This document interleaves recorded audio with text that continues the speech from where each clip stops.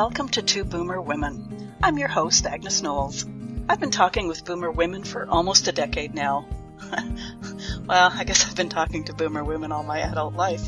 Reinventing myself several times along the way, though, but always focused on us, boomer women. With this incarnation of Two Boomer Women, I'll be interviewing other women who have a message of interest for our demographic. If you want to hear about or learn about something specific, let me know and I'll find someone who understands us to talk about it. There's a contact page at twoboomerwomen.com. If you want to be a guest on Two Boomer Women, bring it on. There's an application form at the website too.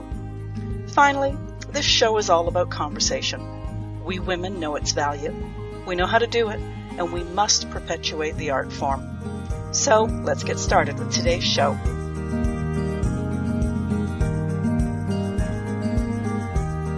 Welcome to the Two Boomer Women podcast. I'm your host, Agnes Knowles. Today, I'm appreciating technology and Zoom, as I have a head cold, but I can still chat with today's guest. And yes, that's my way of saying my voice is rather nasal today. The end of the year is in sight now, and in fact, today's guest is the last new one for this year. December has been a year-end wrap kind of month with great guests who have food for thought for you to start the new year with. 2 weeks ago, my guest had great information and really good tips on regaining or maintaining health as we get older, and lifestyle ideas, not just another diet. Last week, we discussed forgiveness. My guest has made it her life's work to assist her clients to understand and undertake forgiveness. And as we begin a new year, if we're still carrying or being haunted by some baggage, it's a good undertaking. Today, my guest works with women who are solopreneurs and, at our age, possibly more than a little interest in the concept of being a digital nomad. Business growth, social media, solutions on marketing, clarity on your business as you start a new year is well worth the listen. If you're curious, let me really entice you. How does a mastermind and wellness retreat in Lisbon sound? Let's get started. Carol Clegg, welcome to the Two Boomer Women podcast. Hello, Agnes. This is wonderful. I am so looking forward to talking to you, and thank you for having me as a guest on your show. It's been an interesting, I think that you and I both use the same app, Podmatch. Yes, that's where I found you. Right, and I'm enjoying it. I must admit, I think it's one of the winners. There are a couple of others out there that don't quite serve me as well. And I seem to get a lot of spam on them. So I must say I'm happy with Podmatch. I think they've done a great job. Oh, that's great. Yeah. I'm brand new on Podmatch this fall, and I've been really pleased. And a number of my guests this fall have been from Podmatch. Carol, your background is really interesting. Cape Town, living aboard a sailboat in the Caribbean, to the United States, to falling in love with Lisbon. Tell us more about you. Oh, thank you. I know. So Cape Town is my home city. That's where I grew up. And in our 30s, my husband and I decided that it was time to leave South Africa, unfortunately. And that's been quite a journey. And I say that to other people that relocate and leave their country, that it isn't easy. No matter how long you've been gone. We've been gone since the 90s. And yes, we have. We've packed a wonderful life in since then. But it's an interesting, challenging process to come to terms with leaving your country. But we hopped onto a sailboat. Neither of us knew how to sail.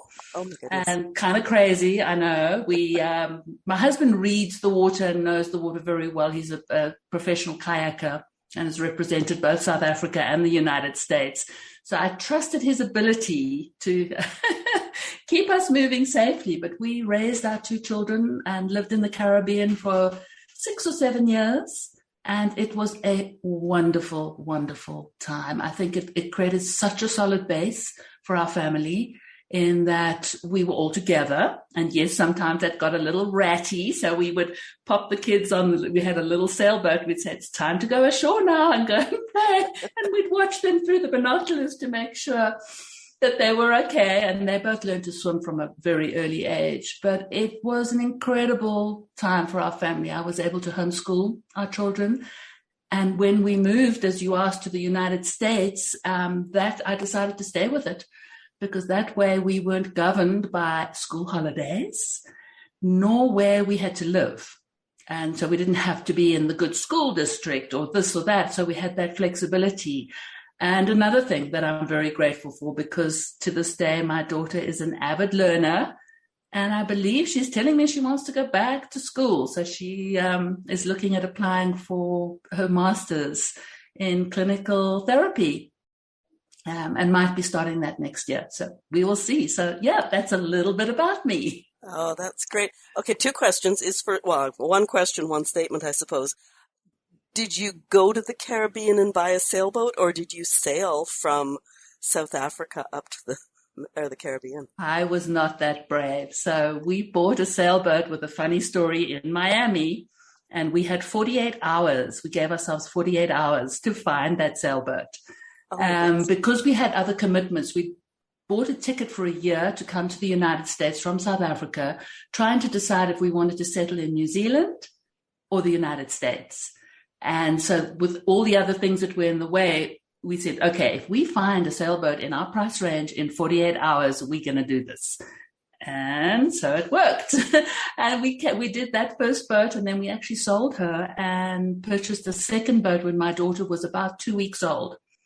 And so she moved aboard as a brand new baby. And yeah. Really exciting. Yeah, and the statement I wanted to make was just the fact that I think it's a good idea for families to live in close quarters. You know, I look at some of these big, huge houses that are out there now where, you know, you never have to see each other from day to day, basically. And, so I think it's very cool and fun by the sense of it. I think it does create a solid base, and it gives you a chance to respect each other, and respect each other's space, as opposed, I don't know. I think it's been important. It's been an important part of our family. Yeah. Now, I mentioned women in business in my intro, and just in case some of the women are thinking, our listeners are thinking, oh, it's just an idea I have. You work with women, midlife, and starting a business, correct? That is correct, yes. Can you tell us a bit more about that? Absolutely. So I would love to encourage women. Many women, I think, decide that, you know, they'd love to do something, but they don't feel qualified enough to do it. And I always love that image of stretching out your hand to hold on to somebody else's who you can learn from, and stretching your hand down that you can bring somebody up and help and teach them. And so we don't have to know it all when we start, but if you have a passion, that's going to show. And so if you have something that you care about and you know that you can help somebody move from a state of being stuck or overwhelmed to a state of enjoying where they're at, then I just say, go for it. And there's so many people to help hold your hand, you know, in the whole coaching realm. I mean, everybody is a coach nowadays, but there's somebody to hold your hand. And I think that is important, because if we don't have somebody to encourage us, because as a solopreneur, it's quite lonely. You end up spending a lot of time, you know, on your own and your own ideas rolling around in your head. And so what I love to start with is encouraging people to take those ideas, and I call them your volcano of ideas, and to write those down, you know, write them down on a Google Doc, write them down in a journal, just get them all down. Don't discount them and pretend that, I could never do that, or that one doesn't matter, or that's crazy, and just write them all down. And then my next step that I love to do is mind mapping. And I don't know if you're a mind mapper, if you if you use that tool. From time to time. I do encourage people then to take that one idea, pick one of them, pop it in the center of that mind map, and then just brain dump everything that goes around that. So let's say you were going to create a course. You would put their course creation. You'd want to think of topics. What would I teach? How would I teach that? How would I create that? Where would I host that? And just dump everything down so that you've got everything on the sheet of paper. And then you can evaluate and go, well, is this an idea that I think my people need? Is it something that I can create in fairly quick turnaround time and not at a huge cost? Because you've got to bring in all those elements. Yes, we can have dreams to create something, but if it's going to cost an absolute living fortune and you need 10 virtual assistants to help you, is that what you want to be doing? You know, right out of the gate. And so I just encourage that, and then researching. putting some research into your idea, and yeah, you can do it. So I love being in business. I think I always have from a young age, and it's so freeing. I encourage my daughter, she's job hunting at the moment, and say to her, entrepreneurship, it's always a backbone. It's something you can, whatever it might be it your Etsy store, be it at the local farmers market, there's freedom in that. I say very similar things to my grandson. So I really liked your concept of, reaching for help and reaching back to help someone else. And I'm going to try to remember, in vain probably, one of the Hepburn women, so it was either Audrey or Catherine, said you have two hands, one to reach up for help and the other to reach back and help someone else. Something along those lines, as I say. Love it. Yeah. I love it. Yeah. What are some of the common hurdles that you see for women starting down the path of entrepreneurship or solopreneurship? So I think there are a few. I think one of the overwhelms is often tech. And they think that they need to have everything in place before they can start. So that's that perfectionist that comes out. Have to have a fabulous website. And if I'm correct, that's something that you do, the website, helping people with websites. Yeah. I'm still working on that course. Fabulous. But, so yes, you can have a website, and it doesn't have, you can keep changing it. I have the fault that I do my own, and so I keep tweaking it.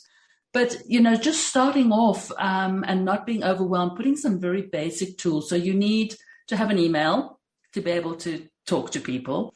Building your email, your newsletter list is critical. So that comes with a little bit of networking and asking friends and telling them what you're about to step into, because you never know when you share with somebody what you do, that they might know somebody who needs what you do. So I think, so the tech is overwhelming. I think the building of the email list becomes overwhelming. Trying to think of some of the other things. Charging what you were. I think that's another area that, we as women often don't step into that because we allow self-doubt. But we're all in business and we can help each other, but we're entitled to charge. We don't have to give things away for free. So yes, sometimes when we're testing something, we might like to ask somebody to journey with us and test something out to get feedback or to get a review or, something like that. But I do think we need to stand strong in believing that we can charge for what we offer. I had one coach. Well, she wasn't quite yelling at me, but she was saying, "You're giving away the farm." Because, I think so many, I'll say women. I was going to say people, but I'll say women. They like to help. They've been caregivers of one description or another. And so just helping out again is just something they do. And as you say, yes, you've got to start charging for it. I'm guilty. Oh, my goodness, so guilty. When I moved into my mastermind concept, I had about 15 women who I'd sort of journeyed with either through Portugal or through, and I started it off for free. And it was so difficult to transition from free to charging and then charging too little. So if that's one lesson that I learned, I think I would beta test something with a tiny group of people and step straight into charging, because friends shouldn't expect something from us for free. Well, and I have some examples in my own past where, you tell somebody finally what you're doing because you don't want to, my friends are going to think I'm, whatever. And they go like, "I didn't know you did that. That's amazing." And suddenly they are telling their friends. Or I did have someone reach out to me one time knowing, this is a previous lifetime, knowing what I did. And I thought, it's so nice of them to be interested, but I'm not going to really follow up because it'll sound like I'm trying to sell my friends. And it turned out that she was asking for help. Wow. And I didn't find that out until months later. Right. And I called her up immediately and said, "Oh my goodness," like she wasn't directly asking for help, but her inquiries were a roundabout way of asking for help. So yeah, if your friends aren't going to support you, just even encouraging, I'd say, start looking at your friends. Yeah. Well, the other benefit of that as well is it helps us get that elevator pitch together, because if we can, go over and over and over again with, okay, what is it that we do? Who do we help? Who do we want to work with? And we can get that together, then it's so easy to say to people, and I don't know if you're like me, but I love helping people. So if somebody tells me what they do, I want the whole world to know. And I think that's where I started out about 10 years ago, where I started off as a virtual assistant in social media marketing. And I just loved the fact that I could tell the whole world what you were doing, whether you wanted to know or not. Oh, dear. Now, productivity seems to be a hurdle for women just starting down this path. And actually, it could probably be a hurdle for people way down the path as well. I looked at your resources, and you have a number that help streamline a business. Tell us about a few of them and how they would help a newbie with productivity. Right. So my favorite is Trello. And I think that's perhaps because I'm a visual, although my office is surrounded with whiteboards and I have notepads all over the place and I collect journals. Trello helps keep me on track. And it's a fabulous tool for working with clients because it has all sorts of things. So it's a visual, you create cards in a format on the different boards that you have but you can have people join those boards. You can add your documents, so from Google Docs or anything else you want. So you have everything in one place. And then you can you have an opportunity to add a due by date, which is awesome. So then it pops back up and tells you were supposed to do this by. So I use it for absolutely everything. I use it for my podcast production. So I have an SOP for my product, have I let the guest know, etc. So I do that all on Trello. I use Trello for travel planning.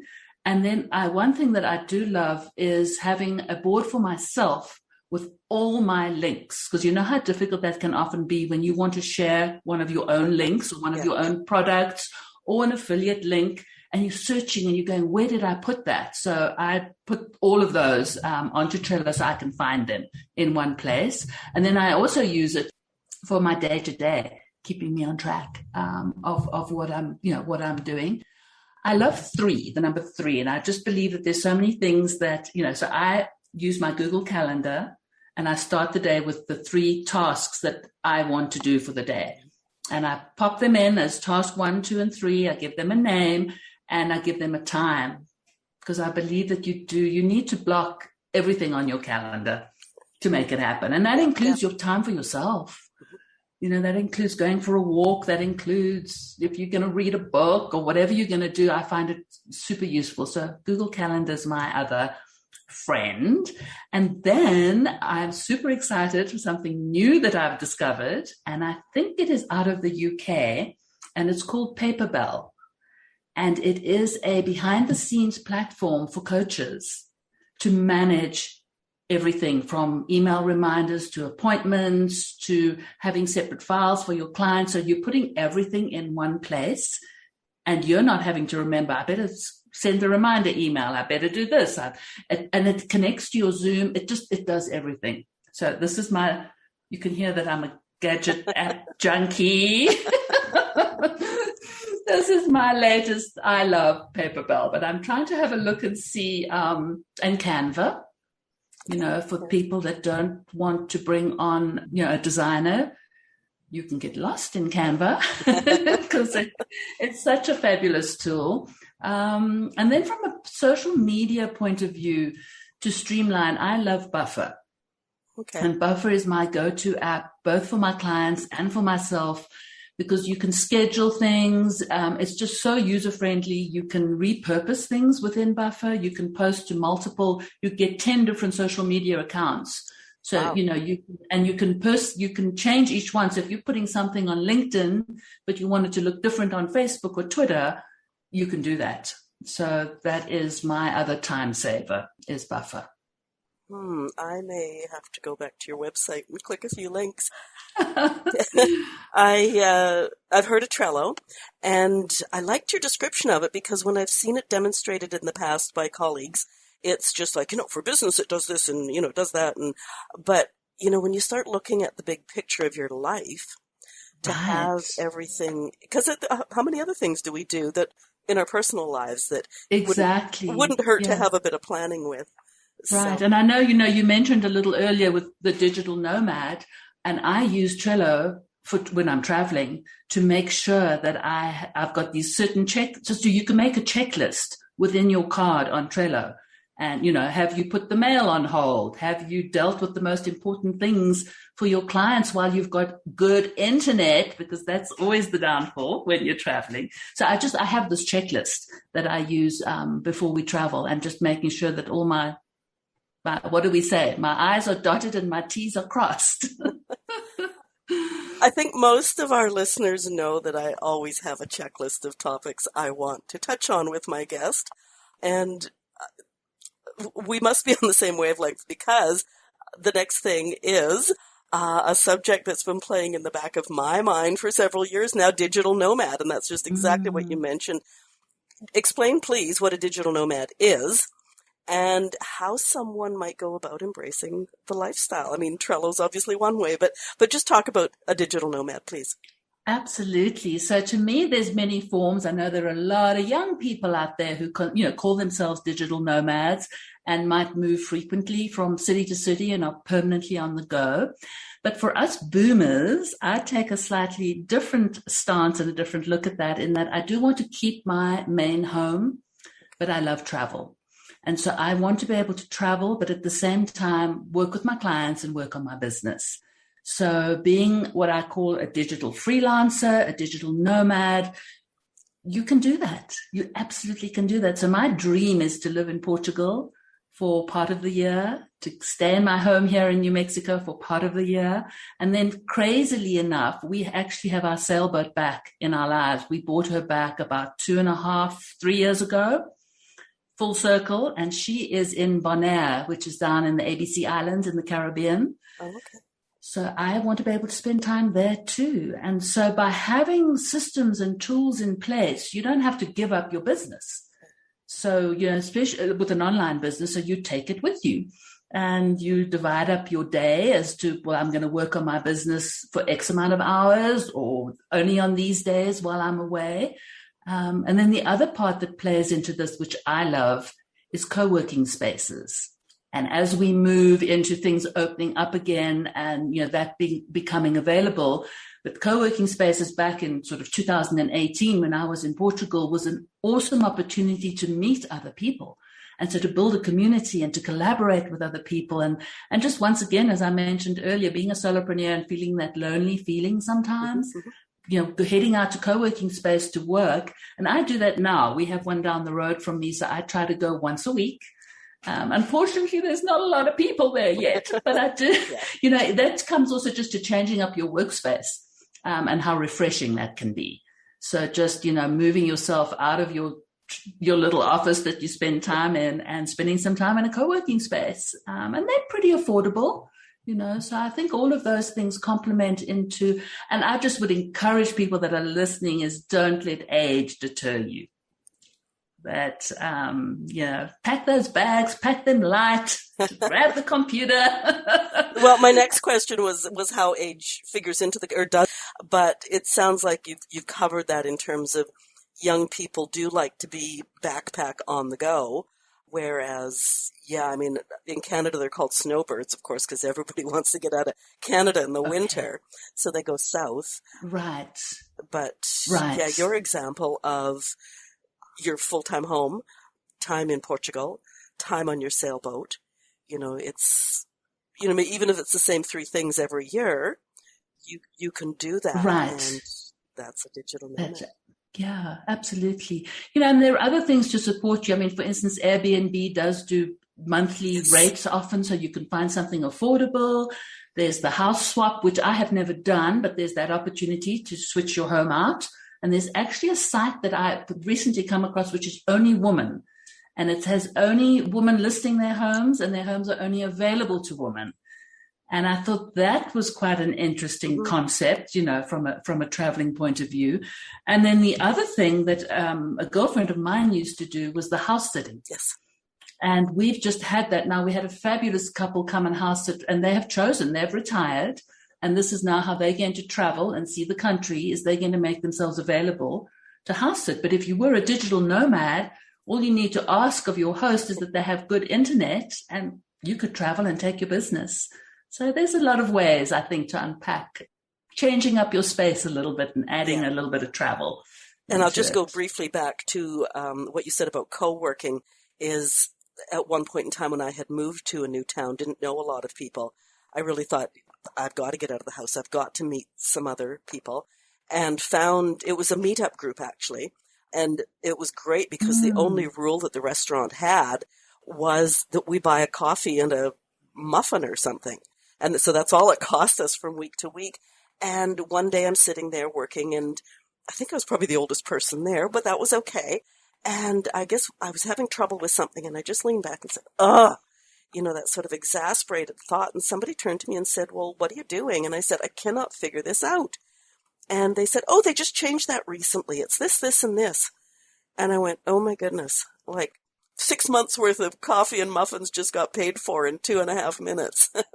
Perfect. Oh, I love that. Yeah, that absolutely. So what sort of things do you do to combine travel? You've talked about like Trello and co-working spaces to combine travel and showing up for your clients. So I do make sure that my clients know when I am leaving home base so that they're aware that there could be a time difference, because that's important if you are in Europe and there's a time difference of, when you're going to be available for your clients. I do make sure that I put a notification in my email responder so that people do know, when I'm traveling. And then, as I mentioned, I like to take care of the heavy duty stuff that might be very time consuming with a client. And now I'm talking from a marketing point of view, not from a coaching point of view, because I wear 2 hats. So I still do marketing for 3 clients. So I would take care of all of what I could do when I know how long I'm going to be gone. But the other thing would be is to research what co-working space is available, or, so that that you've got some good internet.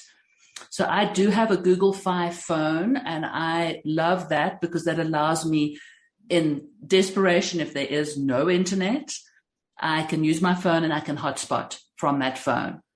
So that is super helpful to have that. And so it costs me $20 a month when I don't use it. And then I pay per whatever I consume on the internet when I use it. So that has been very helpful when internet has not been, because that's the thing, is if you're working online, that's one of the things that you are going to need. Once again, just going back briefly to the Airbnb thing, is I was looking at that at one point in time, just pre-COVID, and oh my goodness, the discounts when you stay by the month in I was looking at some pretty nice locations, and it was like, I cannot live at home for that price. So. Right. And then I heard a fabulous tip that somebody shared a while back on a podcast about negotiating with the Airbnb hosts and having a look to see if their calendars are not very fully booked, and initiating the conversation before you actually book with them in a very pleasant way, just asking questions, asking if they're close to public transport, asking this, asking that, grocery store, saying, you're going to be there for a month or longer. And just starting that conversation and asking them and saying, well, I've been looking at a few places. Would you be open to further discounting your rate? And so for some owners I know that they've got you there for 2 months, they'd be willing to do that because, they've got the same tenant. They're not having to clean after everybody. And so there's some negotiation, I think, that is available. Yeah. So it's worth a try. Tip. I'm going to store that one. Okay, I was really intent on getting to Digital Nomad, but is there anything I haven't asked you? Any thoughts for those midlife women who are interested in pursuing the dream of solopreneur? So I think, just connecting and choose where you want to connect that's going to be authentic. So my platform is LinkedIn. I feel like I can have real conversations there and get to know people and support people. So I think you do need a community around you. You need a community when the doubts comes in and you want to, what am I doing? Why am I doing this? And so that's where a mastermind can be helpful if you didn't or couldn't afford one-on-one coaching. That masterminds are priceless because you get all the gifts and the ideas and the wisdom from different people in different industries. And you come together and just brainstorm and get somebody to listen to what's troubling you and give you a fresh set of eyes on something. So I think one of the most important things is having encouragement in one way or another. So be it an online community, be it in a group, be it in a mastermind, and if you can afford it, one-on-one coaching, having a coach to hold you accountable and allow you to share those ideas and then help you, find your way through picking out the nuggets. And then, don't overwhelm yourself with tech. Just start simple with what you need and, give yourself perhaps 15 minutes a day. I like to do that when I am learning something new, is to not overwhelm myself and go, okay, I'm learning this new platform like Paperbell, or be it Canva, or be it Buffer. But if I look at it in this big picture, I'm going, oh my goodness, how am I ever going to know where all these pieces are? Just take 15 minutes, because so many of these platforms provide awesome blog posts or, YouTube videos or something on their own platform but don't try and bite off too much. Take small bites, baby steps, and you'll keep going. Oh, there you go. Now, would you agree, like you've talked about being on LinkedIn and you can find support there, but also in terms of social media, and I think it's just I'll say a necessary evil. It's necessary these days to be somewhere on social media, but to also consider where you're going to find clientele. For an example, I was encouraged to join, what's the new one? I'm not going to think what it is now. Doesn't matter. I should look at my phone's in the other room. Doesn't matter. And I'm going like, my clientele are boomers. Like boomers Right. would never jump on this platform because it is too overwhelming. I love tech and I can't be bothered. So, Right. That's important. Yeah. No, what you're saying right there is so important is, who are you talking to and where will they be? And perhaps only picking one, one platform. And I think it also needs to be a platform that you enjoy. Because if you fight it and you're going to, I've got to show up on Instagram and I can't find the right pictures and the right thing to say, but there are other places to connect. I mean, being on podcasts, being guests on other people's podcasts and having people on yours is important. And if you're a writer, blogging and building your community there. So, there are other places. And so I know people get overwhelmed with all the social media apps and things that are out there, but I just encourage, pick your one and keep at it. So that's important to not only, and it doesn't have to be every day or 6 times a day, but just be consistent and interact. Because that's often what people forget. They go, well, I want so many people to like me or follow me, etc. But you need to put in 5 or 10 minutes a day responding in sentences and talking to other people, because otherwise they don't know who you are and you're wanting them to talk to you. You need to talk back to them. So that is always a reminder that I tell people is you need to be social on social. Well, yeah, and I've got an interesting anecdote there. I was following somebody who is like multi-millions of income per year. And there was something about, I don't know whether it was a video that he presented or whatever. And I made a comment. And within a very short time, I got a response, like to my comment. And so I went to my own page and said, I realize this is probably a VA or hired help responding, but how nice that they responded promptly to my observations or my comments. And again, literally within minutes, I got a comment saying, actually, Agnes, it's me. I don't have a VA take care of my social media. And I just went, oh my goodness, so it's, yeah. But that's a great conversation. From 2 parts that I look at it is, for the person who did show up and responded directly to you. And then it's also a reminder to VAs to either identify that you are, so you could respond and say, this is Carol or this is Agnes when you're on somebody else's account, because, we know people use VAs. Yeah. So personalizing and letting them know that it's somebody else. I don't know. That's kind of what I think is perhaps a way to consider. Yeah. The message that I got was just, you're never too big to pay attention to people who follow you, which was really lovely. Nice. And a good insight too. So, yeah.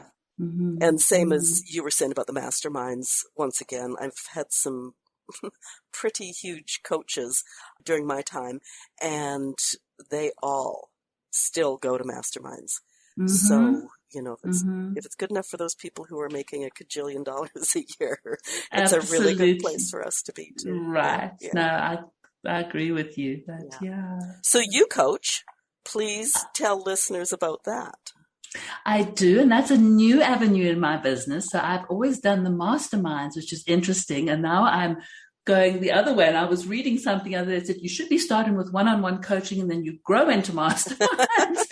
But I have found that the ladies in my mastermind sometimes need a little more accountability or a little more clarity. And so I am stepping into that as something brand new and wanting to just coach women through the tech overwhelm and through simplifying and just making progress. Because I look at businesses, there's sort of 3 legs. See, my number 3 is coming back again.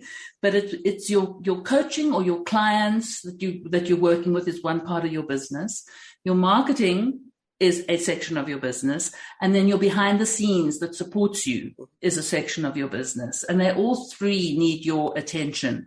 And so that's what I want to work with women, coaching them through those 3 legs of their stool, if that's the way I could call it.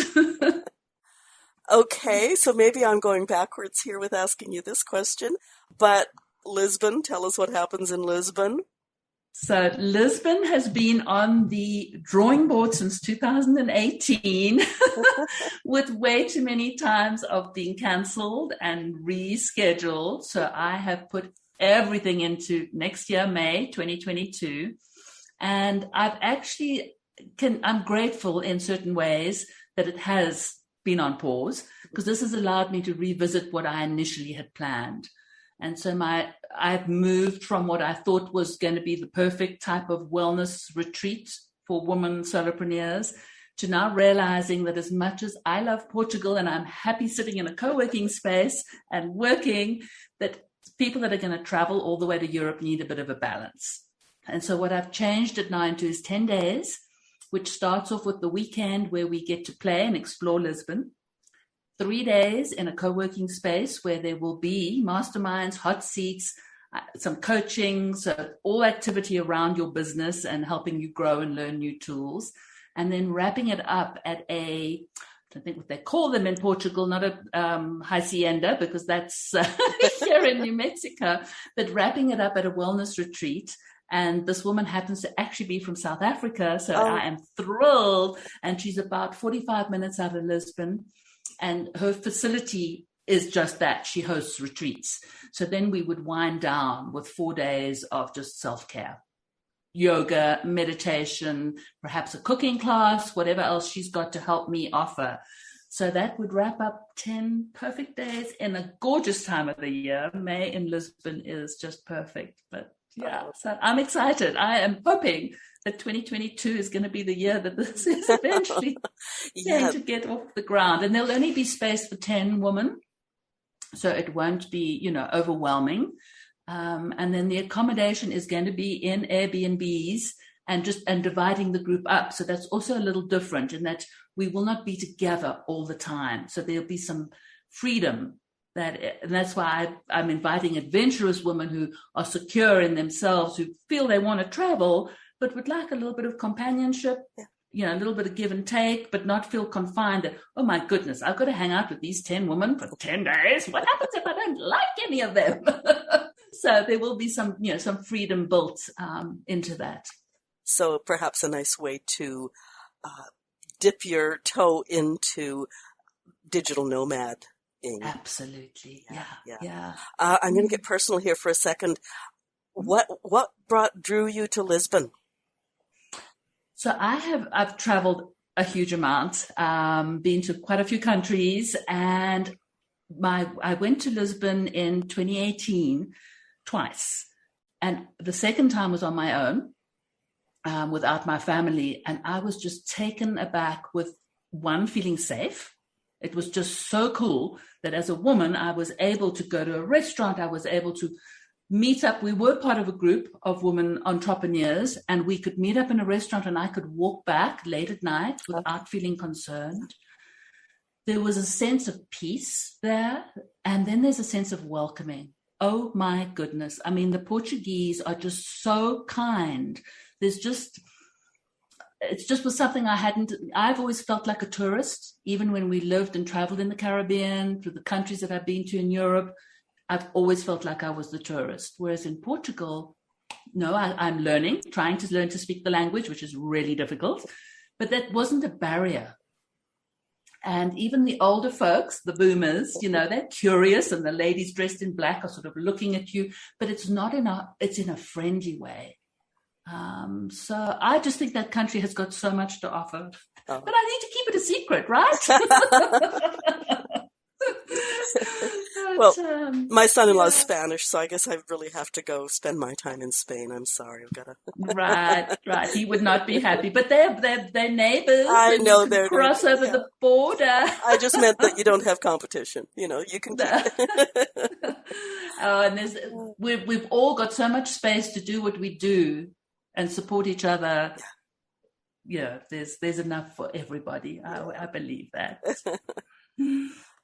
Carol, where do people find you online?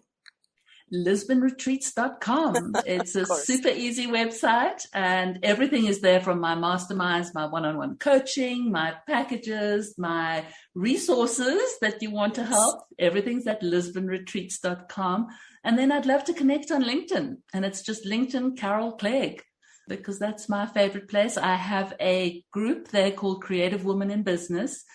And it's hard work on LinkedIn to keep. It's not the same as a Facebook page, but it's been worth it. I've been at it for over a year now, and it's just a space for women to come and collaborate and support each other, or find, the VA or the coach or the editor or the copywriter. It's just come and talk about what you do, and come and look for people that might support you.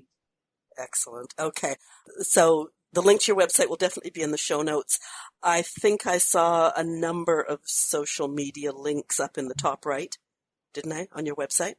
Yeah, I'm guilty. I'm on all of them. Oh, yeah, no, that's... So you'll find me on Twitter, on Instagram, on Pinterest. I'm on Clubhouse. That's the one I couldn't remember. Yes. Yeah, so that is fabulous for older women to find community. I never thought that in the beginning. So I joined, it's almost been a year that I've been on there. January is when I joined. And I started off, and then I went, this is not the space for me. But I've joined a club called the Women's Wisdom Club, and I actually host a room on Clubhouse. And the connection with women in my age group, phenomenal. So I do believe, and it's a place just to learn as well and listen. So you don't have to go to the big rooms. And you can ignore the rooms that don't appeal and, feel off topic. I mean, we have that on all platforms.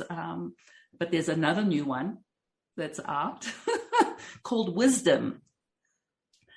And that's a new audio app that's come out, but it's different to Clubhouse in that it is one-on-one conversations.